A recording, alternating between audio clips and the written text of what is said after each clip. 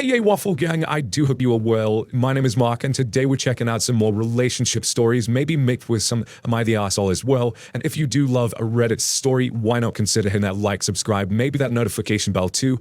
So let's crack on with today's first story. Now, today's first story comes from a throwaway account titled Me 22 Male with my ex 23 Female. For 8.5 years, she left and came back.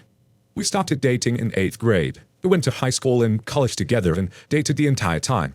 We graduated college this summer.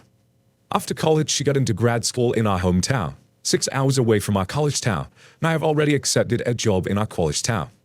We agree that I will move to our hometown in 1 year, but in a work transfer, so we can live together during her second and final year of grad school. She stays with her family for the summer before grad school starts. It's past June to September. And so, during this time, we're long distance. She becomes noticeably irritable and distant. She comes to visit me in our college town where I have been working off for a couple of months and says we should take a break while she goes to grad school. I fall apart crying and she changes her mind. A couple of weeks later, she starts texting me saying she doesn't feel like talking to me anymore and that she loves me but isn't in love with me. This is all for a text message. I asked to call and she allows me to, a few hours later. I told her it would hurt me too much to ever speak to her again and that I forgive her and say a final goodbye. I fell apart, of course. I missed work for a week. I'm completely unstable for over a month. I don't eat or sleep really at all. She makes no effort to contact me for 10 weeks. And suddenly, when I'm starting to heal and accept that she isn't the one for me, she begins contact.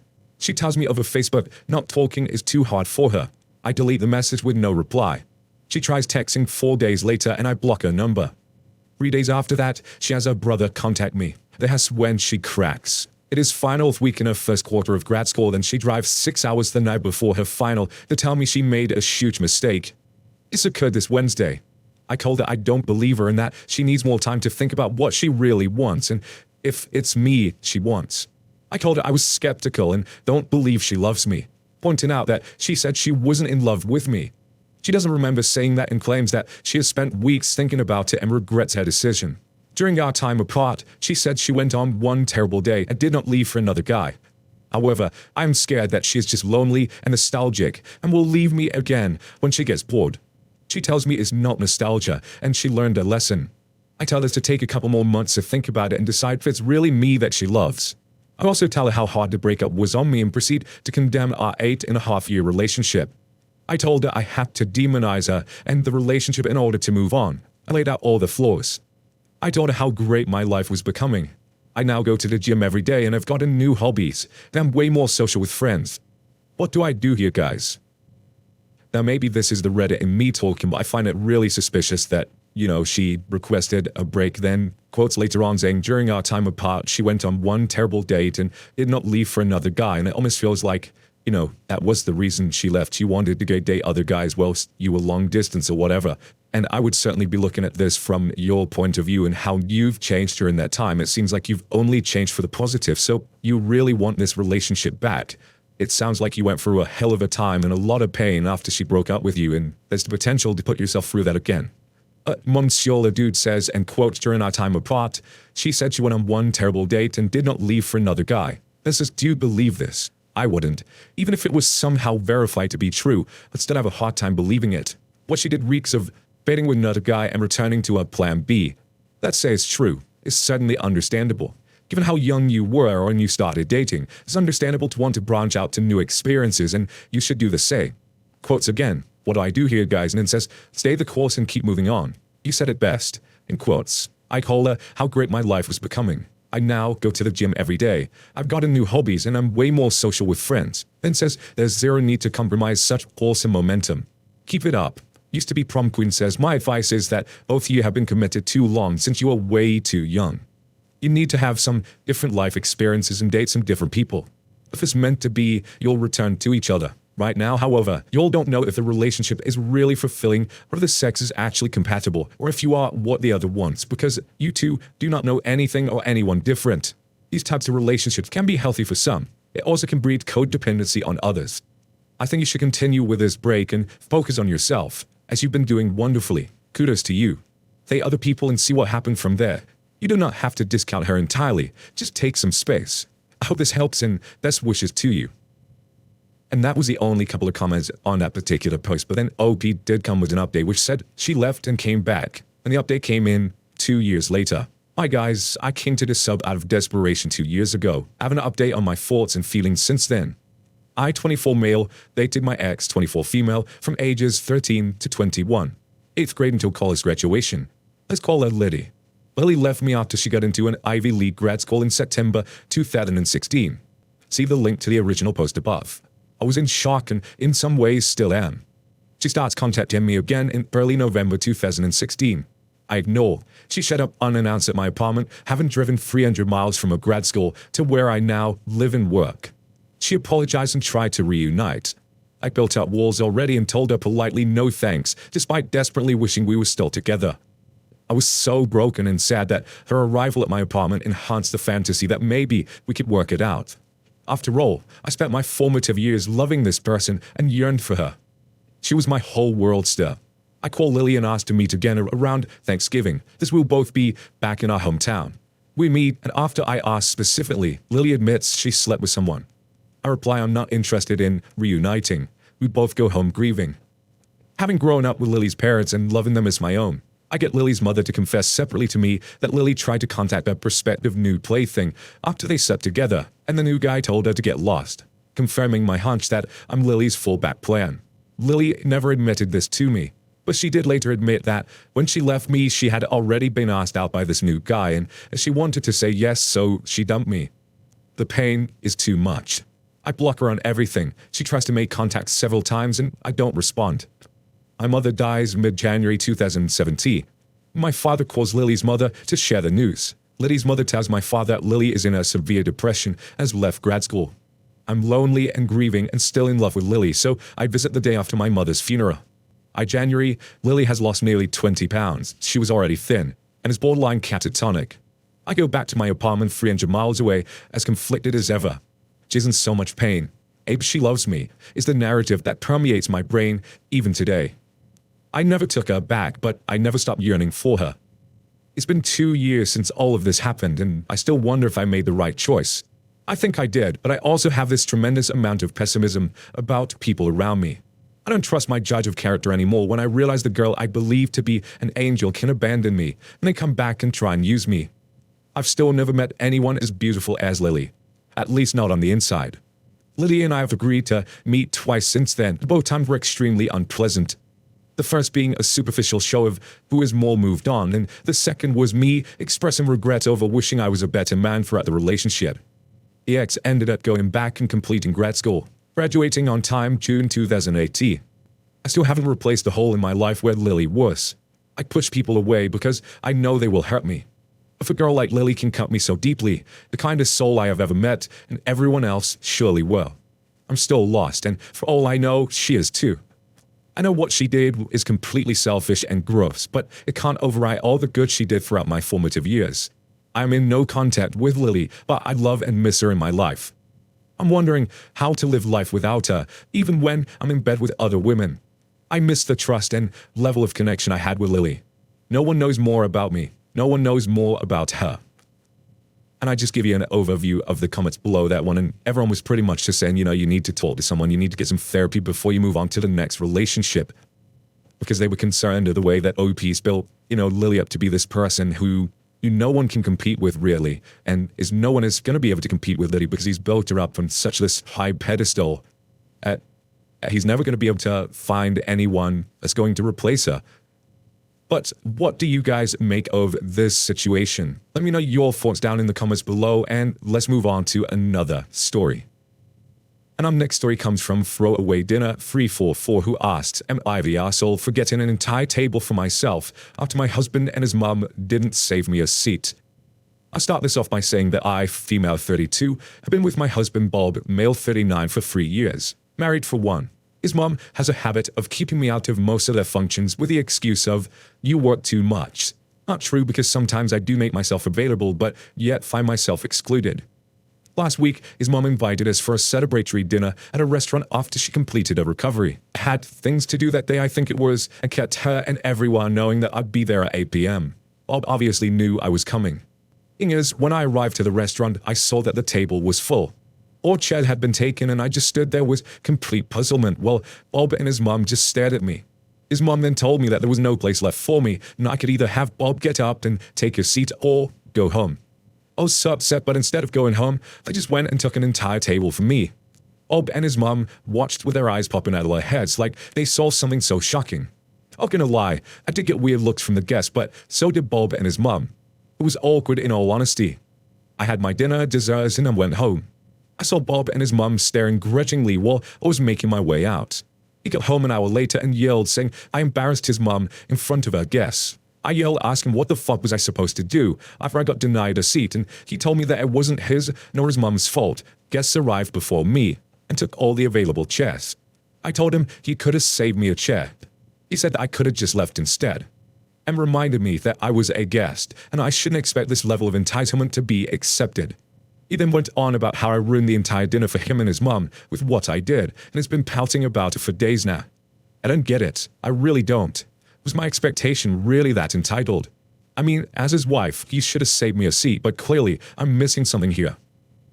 Now I'm coming into this one kind of like, fair play to you to go and grab your own table and eat your dinner, sort of like staring across at their mouths, eating your dessert. I think it's pretty amazing of you. And they had so many options to correct this issue. They could have pulled up a chair. They could have, put the table with adequate seating to start with. The fact that they turned around and chose an option of you just leaving is pretty disgusting to me. And we see a lot of these stories like enabling mum stories or backing mum up, whatever you want to call it. A couple of them where, they bring their mums on holidays and surprise them at the airport by bringing their mum. And it's like, do you really want to continue life like that? Is your life always like that? I always ask that question when we read these stories. But here it says, not the arsehole. 1, they could have booked a table with the appropriate seating. 2, they could have pulled up a chair and budged up if a random extra guest turned up. 3, they could have split the table into 2. Or they could have texted you before you got there and said there's an issue with the table. Are you married to someone who would literally sit there staring at you instead of do something to help and then blame the situation on you? Rude Border says, not the arsehole. I don't understand why you be with someone who clearly doesn't view you as family. Him being your husband is pretty bad. Not sure if it's always been like this, but wow, that's a horrible way to treat you. Opie replied, and family argument is what bothers me. He actually thinks it's the other way around. I don't consider his family mine, only because I don't try hard enough to be around them. Don't Scream Mom Scared says, not the arsehole, and I salute you. I could never have done that because I am too much of a chicken. But believe me, I'd been a guest and grasped the situation. I would have stared too, in admiration. Opie replies saying, why would I be afraid? I paid out my own pocket. I think that it's not about fear more than it is about whether or not this was the right thing to do. And one more from Sarah who says, have no one explained why there weren't enough seats for all the invited guests? By their logic, whoever got there last would have to go home since there weren't enough seats. Do you think any of your mum's other guests would have been sent home if you got there first? I don't think so either. This was intentionally done by your mother-in-law to humiliate you, and your husband was in on it. They were only upset because your actions turned the tables on them and made them look foolish instead of successfully humiliating you. You failed to stay properly under their thumb, so your husband is punishing you a different way. I don't know what his endgame is. I do know controlling abusive behavior when I see it. Nothing you said even closely resembles a healthy, functional relationship. Not the arsehole in this situation, obviously. Now, I'm going to turn this one to you guys. What would you do in this situation if it was you? Let me know your thoughts down in the comments below, and let's move on to another story. And our next story comes from a throwaway account who asked, am I the arsehole for cancelling my daughter's flight when she wanted to leave before my niece's wedding, as she was a bridesmaid for? I know the title doesn't sound great, but hear it out. My 54 male niece, Taylor, 26 female, got married a few days ago. My daughter, Vienna, 27 female, was part of the bridal party as a bridesmaid. The wedding has been over a year in planning, and Vienna, of course, knew her role and everything way in advance. She's been hanging around a guy, Matthew, for a while now, but I don't think they're anything serious. Matthew has gone to a different state on a business trip and got into an accident. This all happened a couple of weeks before Taylor's wedding. Vienna found out and had a nervous breakdown, saying that she needs to fly out immediately. Yes, I understand she was upset, but she wasn't thinking straight and unnecessarily worrying. I explained to her that even if she goes, she has to come back before the wedding, but it'd be better if she didn't, as there's a lot of last-minute things. She didn't listen and kept saying she's going to go and probably stay there for a while. With me and my wife tried to explain to her to stay calm and she can go any time after the wedding. She called up Taylor, my brother, and his wife and told them she wouldn't be able to attend. Taylor understandably didn't take the news well, and his wife made a whole Facebook post saying, "Some people don't want to see others happy, and isn't it nice when family quits at the last moment?" She didn't mention us by name explicitly, but it's obvious what it was about. It pretty much caused nuclear warfare throughout my side of the family. But Vienna wouldn't hear it and booked a flight before the wedding. All of our flyer accounts are linked, so I cancelled her flight. Vienna went insane when she found out. We had a huge argument. And again, we told her that she really needs to understand how big of a deal this wedding is, as she's part of the bridal party. And some man doesn't overtake a family obligation. I even offered to pay the extra cost so she can reschedule the flight after the wedding, but she blew up at all of us. Vienna did attend the wedding and did all of her duties as a bridesmaid, and thankfully didn't make us show. And all of us thanked her for understanding, but she's pretty much cursed us out, even my brother and his family. Me and my wife tried calling and messaging her after the wedding, but she's not picking up or answering. I do know that she flew out the day after the wedding, so I really don't see what the issue is, but Vienna was clearly mad at us. And we start off with Gang, who says you're the arsehole and a huge manipulative one at that. First a-hole for cancelling a flight that she paid for. Oh fuck, she's a grown-ass woman. You have no business doing that, and honestly it seems illegal. If not, it's still grossly unethical. In quotes, hanging around a guy for a while now. Don't think it's serious. Then says it's not up to you to decide how serious a relationship with her partner is. It's obviously serious enough that she wants to immediately fly out and be with him after he had a car accident. In quotes, she was upset and wasn't thinking straight and was unnecessarily worrying. And then says, oh, that she was being emotional and needed to calm down. You also don't get to decide what her feelings should be. Bride and groomzilla are also a-holes. A wedding can be missing a bridesmaid. The role isn't that important. She's not the maid of honor. It's not the end of the world, and it certainly wouldn't ruin bridezilla and groomzilla's big day. Putting her on blast on Facebook is disgusting. Then says, some man doesn't overtake familial responsibilities. Commenter goes on to say, what about when the family is a bunch of a-holes? And again, you don't get to decide what some man means to her. Honestly, I hope Vienna realizes how awful and toxic you all are. Aurora Burst says you're the arsehole. She's an adult and her partner got into an accident. There are reasons to miss a wedding, and this is one of them. This rap replies that one saying, not to mention the accident apparently happened a few weeks before the wedding. If they just let her go in the first place, she could have spent more than enough time with Matthew and come back for the wedding. Hypothetical last-minute duties can be done by someone else. Emergencies happen. Obviously, she'd been allowed to visit Matthew immediately, but still wanted to skip the wedding after all. That would be completely valid. I just feel like OP created a big part of the problem here himself. Tara says that you're the asshole and literally not a single thing you can say to make any reasonable person think differently. Way to ruin relationship with your daughter. You disregarded her feelings, your own selfish BS. You'll need to look good for the rest of the family, outweighed actually being good with your family. It will never be a legitimate claim that a wedding is more important than the health and wellness of someone you care about. Doesn't matter whose wedding or what part of the wedding you are involved in.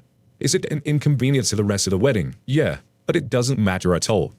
And last one from Giant Pixie, who says, I don't see how you can possibly think you're anything but an arsehole here. It's one of the easiest you're the arseholes I've given. It's not your place to say how serious their relationship is. That isn't your call.